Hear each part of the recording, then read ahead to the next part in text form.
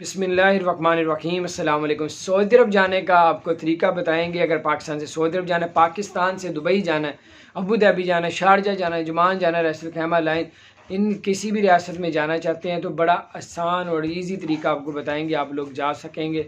और वो तरीका क्या है, उससे पहले हम आपसे गुजारिश करेंगे, चैनल को सब्सक्राइब नहीं किया ज़रूर सब्सक्राइब कर दें, बेल आइकन को भी प्रेस कर दें ताकि नई सी अपडेट्स आप तक पहुंचती रहें। आपको बताते चलें, अगर आपने पाकिस्तान से सऊदी अरब जाना है तो आपको कीनिया का वीज़ा लगवाना पड़ेगा। ई वीज़ा है वो ऑनलाइन लग जाता है। तो बाहर इसकी जो फ़ीस है वो तकरीबन फ़ीस तो नहीं, एजेंट वगैरह ले लेते हैं, 15,000 रुपये ले लेते हैं। और अगर आपने वाया अफ़गानिस्तान जाना है, अफ़गानिस्तान का वीज़ा जो है वो भी जो है तकरीबन उस पर 15,000 खर्चा आ जाता है। और अगर किसी एजेंट से लगवाएंगे तो 35,000 रुपये लेगा। अगर आप खुद इस्लामाबाद वैसे भी जाएंगे तो अफ़गानिस्तान का वीज़ा बिल्कुल फ्री है।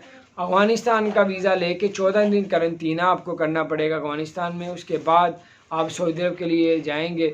सऊदी अरब में अगर आप लोग डायरेक्ट जाएंगे तो आपको, अगर वैक्सीन लगी हुई है तो आपको 7 दिन के लिए करंतना नहीं करना, आपको उधर किया जाएगा। अगर आपने वैक्सीन नहीं लगाई तो फिर आपको 7 दिन वहाँ पर भी करंतना आपको करवाया जाएगा।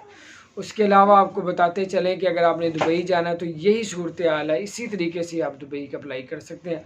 और इसी तरह वर्क वीज़ा आपको मिल जाता है या टूरिस्ट वीज़ा, विज़िट वीज़ा मिल जाता है, आपका वीज़ा लग जाता है किसी भी तरीके से। आपको दुबई जाना है तो फिर वाया अफ़गानिस्तान या कीनिया या जिन मुल्कों पे दुबई ने पाबंदी लगाई उन मुल्कों पे पाकिस्तान की पाबंदी नहीं है, वहाँ यहाँ से फिर उन मुल्कों में जाके फिर आप लोग आगे ट्रैवल कर सकते हैं। तो बड़ी बड़ी ज़बरदस्त लेटेस्ट अपडेट्स आ रही थी, मैंने कहा आपके साथ शेयर करता हूँ। अपना ख्याल रखें, चैनल को सब्सक्राइब नहीं किया, सब्सक्राइब कर दें, बेल आइकन प्रेस कर दें ताकि नई सी अपडेट्स आप तक पहुँचती रहे। अस्सलाम वालेकुम रहमतुल्लाहि व बरकातहू।